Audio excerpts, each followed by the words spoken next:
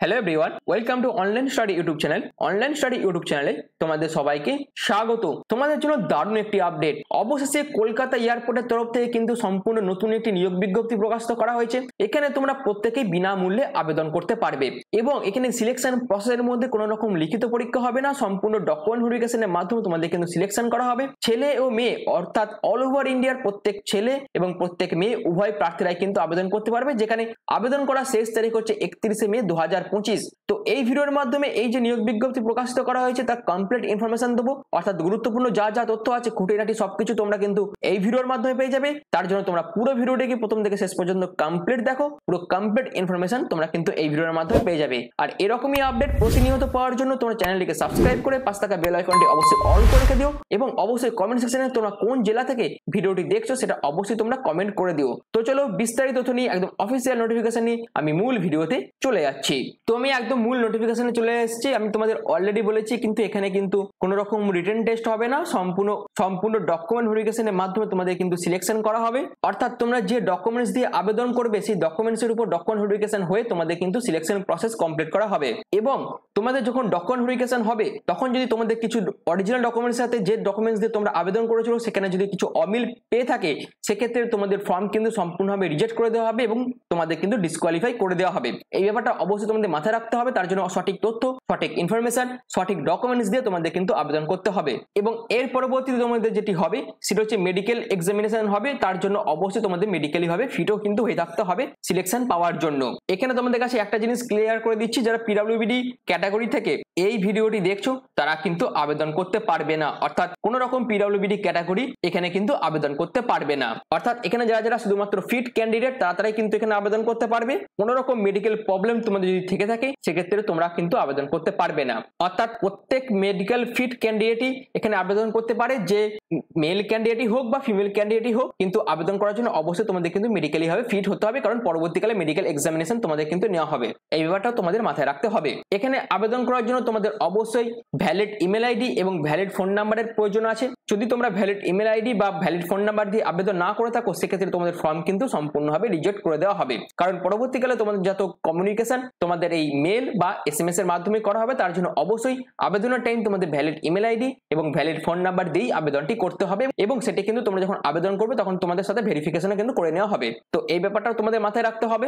এবার দেখো এখানে তোমাদের কিন্তু কোনো রকম আবেদন মূল্য লাগছে না, সম্পূর্ণ ফ্রি অফ কস্ট তোমরা আবেদন করতে পারবে। অর্থাৎ কোনো ক্যাটাগরিকে কিন্তু কোনো রকম আবেদন মূল্য দিতে হচ্ছে না। এবার দেখো তোমাদের এখানে কি কি কারণে তোমাদের অ্যাপ্লিকেশন ফর্ম রিজেক্ট হয়ে যেতে পারে তার বিস্তারিতটা এখানে বলে দেওয়া আছে। আর এটা যেহেতু তোমাদের ইস্টার্ন রিজিয়নের তরফ থেকে এই নিয়োগ বিজ্ঞপ্তি প্রকাশিত করা হয়েছে, অর্থাৎ কলকাতা সহ বিভিন্ন যে সিটিগুলো আছে সেখানে তোমাদের কিন্তু জব পোস্টিং পড়ে যাবে। এবার দেখো এখানে কি কি কারণে তোমাদের ফর্মটা রিজেক্ট হতে পারে। যদি একজন প্রার্থী একাধিক অ্যাপ্লিকেশন ফর্ম জমা করে থাকে সেক্ষেত্রে তাদের ফর্ম কিন্তু রিজেক্ট হয়ে যেতে পারে। যদি কিছু ইনকারেক্ট ইনফরমেশন দিয়ে তোমরা যদি আবেদন করে থাকো সেক্ষেত্রে তোমাদের ফর্ম কিন্তু রিজেক্ট হয়ে যেতে পারে। এবার দেখো এখানে আবেদন করার টাইম তোমাদের যদি কিছু প্রবলেম হয়ে থাকে সেক্ষেত্রে তোমাদের এখানে যে মেল আইডি বা যে ফোন নাম্বারগুলো দিয়ে দেওয়া আছে এখানে ফোন করে বা মেল করে তোমরা কিন্তু অবশ্যই তোমাদের যে কোয়ারিগুলো আছে বা যে প্রবলেমগুলো আছে সেগুলো কিন্তু সলভ করে নিতে পারবে। এবার দেখো এখানে আবেদন করার জন্য তোমাদের কি কি ডকুমেন্টস এর প্রয়োজন আছে এবং তার জন্য অবশ্যই তোমাদের কিন্তু একটি এনরোলমেন্ট প্রসেস কমপ্লিট করতে হবে, যেখানে তোমাদের ইউনিভার্সিটির রেজিস্ট্রেশন নাম্বার, রোল নাম্বার অথবা এনরোলমেন্ট নাম্বার তোমাদের প্রয়োজন হবে। তারপর তোমাদের যে ডিগ্রি বা যে ডিপ্লোমা আছে তার ফাইনাল সার্টিফিকেটের প্রয়োজন হবে এবং মার্কশিটের প্রয়োজন হবে, যেটা তোমাদের PDF ফরম্যাটে আপলোড করতে হবে। তোমার নেম অফ দ্য কলেজ অথবা ইউনিভার্সিটির নাম দিতে হবে, তোমার পার্সেন্টেজ অফ মার্কস অথবা CGPA দিতে হবে, তুমি কোন জায়গা থেকে অর্থাৎ কোন ব্রাঞ্চ থেকে পড়াশোনা করেছো সেটা দেবে, তোমার month and year of passing সেটা দেবে, Aadhaar card number, bank details, valid personal email ID এবং মোবাইল নাম্বার, যেগুলো তোমাদের OTP দিয়ে কিন্তু ভেরিফাই করে নেওয়া হবে এবং রিসেন্ট পাসপোর্ট সাইজ ফটোগ্রাফেরও প্রয়োজন হবে। তো এই এনরোলমেন্টের জন্য অবশ্যই তোমাদের এই সমস্ত তথ্যের প্রয়োজন আছে এবং ফাইনালি তোমাদের সাকসেসফুলি হবে এনরোলমেন্ট কমপ্লিট হয়ে যাওয়ার পরই তোমাদের কিন্তু একটি নাম্বার দেওয়া হবে, সেই নাম্বারটা দিয়ে তোমাদের কিন্তু আবেদন করতে হবে। আর এনরোলমেন্ট করার জন্য অবশ্যই এদের এই অফিসিয়াল ওয়েবসাইটে ভিজিট করে এনরোল ট্যাব অপশনে ক্লিক করে তোমাদের কিন্তু এনরোলমেন্টটা প্রথমে কমপ্লিট করতে হবে, তারপরে তোমরা কিন্তু আবেদন করতে পারবে, আদারওয়াইজ তোমরা কিন্তু আবেদন করতে পারবে না। তো যাদের এনরোলমেন্ট করা নেই তারা অবশ্যই সবাইকার আগে এনরোলমেন্টটি কমপ্লিট করে নিও। আর এই যে নিয়োগটি করা হচ্ছে এটি তোমাদের এয়ারপোর্ট অথরিটি অফ ইন্ডিয়ার তরফ থেকে অ্যাপ্রেন্টিস পোস্টে কিন্তু নিয়োগ করা হচ্ছে, অর্থাৎ ইস্টার্ন রিজিয়নের তরফ থেকে অ্যাপ্রেন্টিস পোস্টে কিন্তু নিয়োগ করা হয়েছে, যেখানে তোমরা যদি গ্র্যাজুয়েশন কমপ্লিট করে থাকো বা ডিপ্লোমা বা আইটিআই করে থাকো, সেক্ষেত্রে তোমরা অ্যাপ্রেন্টিস পোস্টে কিন্তু আবেদন করতে পারবে। এবার এসে তোমাদের কি কি যোগ্যতা থাকতে হবে এখানে আবেদন করার জন্য। তোমরা যদি গ্র্যাজুয়েশন কমপ্লিট করে থাকো সেক্ষেত্রে তোমরা আবেদন করতে পারবে। এখানে তোমাদের ডিউরেশন অফ ট্রেনিং থাকছে 1 বছরের। টোটাল সিট হচ্ছে গ্র্যাজুয়েশন পোস্টের জন্য 42টা এবং তোমাদের মান্থলি স্টাইপেন্ড দেওয়া হবে 15,000 টাকা। এবং কোথায় কোথায় তোমাদের জব লোকেশন পড়বে সেটাও কিন্তু এখানে বলে দেওয়া আছে, অর্থাৎ ট্রেনিং লোকেশনটাও এখানে দিয়ে দেওয়া আছে। এরপর যারা যারা ডিপ্লোমা করেছো তাদের ক্ষেত্রেও 12,000 টাকার মতন তোমরা প্রতি মাসে স্টাইপেন্ড পাবে। 47টা মতন শূন্যপদ আছে। 1 বছরের কিন্তু তোমাদের ট্রেনিং পিরিয়ড থাকবে। যারা যারা আইটিআই করেছো computer operator, programming assistant, electrical, mechanic, electronics এর উপর, তাদের ক্ষেত্রে 46টা মতন শূন্যপদ আছে। 9,000 টাকা তোমরা প্রতি মাসে স্টাইপেন্ড পেয়ে যাবে। এবং সিলেকশন হয়ে যাওয়ার পর তোমরা কিন্তু এই সমস্ত যে জায়গাগুলো বলে দিয়েছে এখানে তোমাদের কিন্তু ট্রেনিং সেন্টার পড়ে যাবে। এখানে অ্যাপ্লিকেশনের লাস্ট ডেট হচ্ছে 31/5/2025। আর আবেদন করার জন্য তোমাদের যে এডুকেশনাল কোয়ালিফিকেশন চাওয়া হয়েছে, তোমরা যদি গ্র্যাজুয়েশন কমপ্লিট করে থাকো ফুল টাইম, অর্থাৎ তোমরা যদি full time or 4 years degree অথবা 3 বছরের ডিপ্লোমা করে থাকো ইন এনি ইঞ্জিনিয়ারিং ডিপার্টমেন্টের উপর, সেক্ষেত্রে তোমরা আবেদন করতে পারবে। এছাড়াও তোমরা যদি আইটিআই পাস করে থাকো এবং তোমাদের কাছে যদি আইটিআই এর জন্য এনসিবিটি সার্টিফিকেট থেকে থাকে সেক্ষেত্রেও তোমরা আবেদন করতে পারবে। এবার তোমাদের মনে একটা কোশ্চেন জাগতে পারে, এখানে ব্যাংক ডিটেলসটা কি জন্য চাওয়া হচ্ছে আবেদনের টাইম না, যেহেতু তোমাদের এখানে প্রতি মাসে স্টাইপেন্ড দেওয়া হবে, সেই স্টাইপেন্ডটি তোমাদের ডাইরেক্ট ব্যাংকে পাঠানো হবে, তার জন্য অবশ্যই ব্যাংকের ডিটেলসটা এখানে চাওয়া হয়েছে। এই হচ্ছে পুরো বিষয়টা। এবার আসে এলিজিবিলিটি ক্রাইটেরিয়া। এখানে অল ওভার ইন্ডিয়ার প্রত্যেক মেল প্রত্যেক ফিমেল ক্যাটাগরি প্রার্থীরা আবেদন করতে পারবে। এই যে নিয়োগটি এটা তোমাদের under the eastern region candidate of West Bengal, Orissa, Bihar, Jharkhand, Chhattisgarh, Sikkim এবং আন্দামান নিকোবরের ক্যান্ডিডেটরা যারা যারা আসো তারা এখানে আবেদন করতে পারবে। আবেদন করার জন্য তোমাদের অবশ্যই তোমাদের যে ডিগ্রি বা ডিপ্লোমা আছে সেটা কিন্তু অবশ্যই 2023 এর মধ্যে কমপ্লিট হয়ে থাকতে হবে এবং অবশ্যই তোমাদের ম্যাক্সিমাম এজ হতে হবে আবেদনের জন্য 26 বছর। অর্থাৎ তোমাদের বয়স যদি 18 থেকে 26 এর মধ্যে হয়ে থাকে সেক্ষেত্রে তোমরা আবেদন করতে পারবে।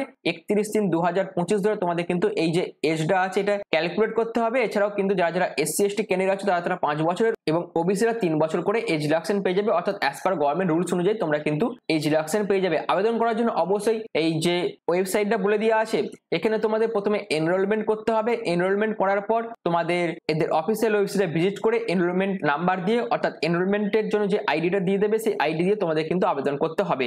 এনরোলমেন্ট না করা থাকলে তোমরা কিন্তু এখানে আবেদন করতে পারবে না। এই ব্যাপারটা তোমাদের মাথায় রাখতে হবে। এবার তোমরা কিভাবে এনরোলমেন্ট করবে না, ওখানে যে লিঙ্কটি দিয়ে দেওয়া আছে সেই লিঙ্কে ক্লিক করার পর তোমরা এরকম একটি ওয়েবসাইটে চলে যাবে, যেখানে সবাইকার প্রথমে তোমাদের কি করতে হবে, এলিজিবিলিটি চেক করতে হবে, গাইডলাইন্স গুলো ফলো করতে হবে, এনরোলমেন্ট ফর্মটা ফিল আপ করতে হবে, প্রিভিউ এন্ড কনফার্ম অপশনে ক্লিক করতে হবে। প্রিভিউ এন্ড কনফার্ম অপশনে ক্লিক করার পর তোমাদের যে এলিজিবিলিটি চেক আছে সেখানে তোমাদের এরকম একটি ইন্টারফেস ওপেন হয়ে যাবে, যেখানে আয়ের পর তোমরা নিজেদের নামটা লিখবে, অর্থাৎ তোমাদের এলিজিবিলিটি চেক করতে হবে এবং তোমাদের নেক্সট করে করে অর্থাৎ আবেদন করার জন্য অর্থাৎ এলিজিবিলিটি চেক করার জন্য এখানে যে স্টেপগুলো বলে দিয়েছে এগুলো তোমাদের ফলো করতে হবে। এবং তোমাদের এখানে একটি ওয়ান টাইম পাসওয়ার্ড ক্রিয়েট করতে হবে, তোমাদের মেল আইডি বা মোবাইল নাম্বার ভেরিফিকেশন করতে হবে, অর্থাৎ ওটিপির মাধ্যমে তোমাদের কিন্তু তোমাদের ইমেল এবং ফোন নাম্বারটা ভেরিফিকেশন করে নিতে হবে এবং ওয়ান টাইম পাসওয়ার্ড ক্রিয়েট করে, অর্থাৎ যে সমস্ত স্টেপগুলো বলে দিয়েছে এই সমস্ত স্টেপগুলো তোমাদের ফুলফিল করতে হবে এবং ফলো করতে হবে। তো আবেদন করার জন্য যেহেতু এনরোলমেন্টটা তোমাদের করতেই হবে, তো যারা যারা এনরোল করোনি তারা অবশ্যই এনরোলটা করে নিও।